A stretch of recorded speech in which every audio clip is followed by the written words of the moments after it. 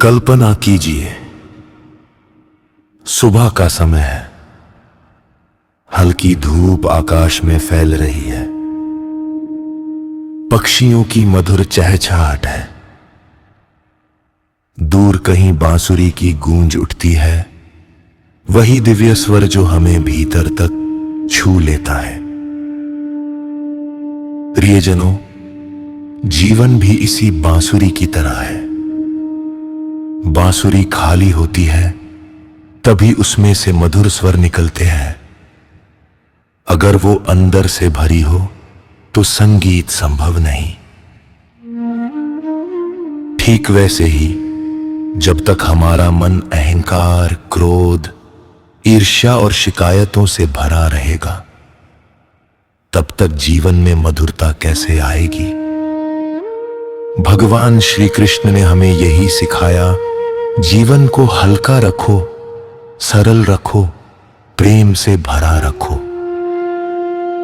उन्होंने कभी परिस्थितियों की शिकायत नहीं की।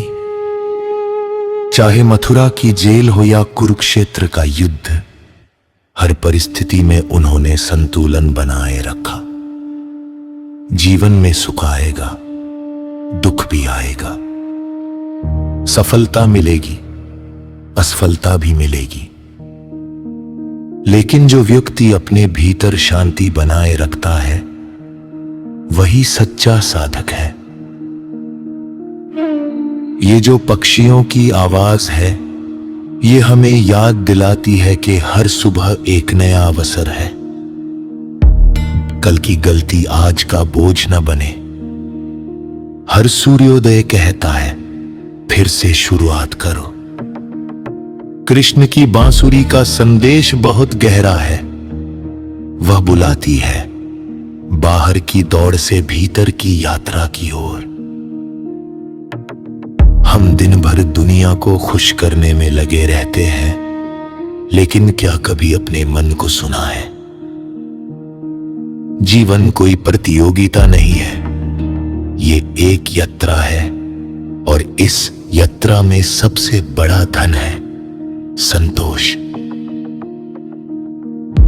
जब मन शांत होता है तो छोटी सी चीज में भी आनंद दिखाई देता है।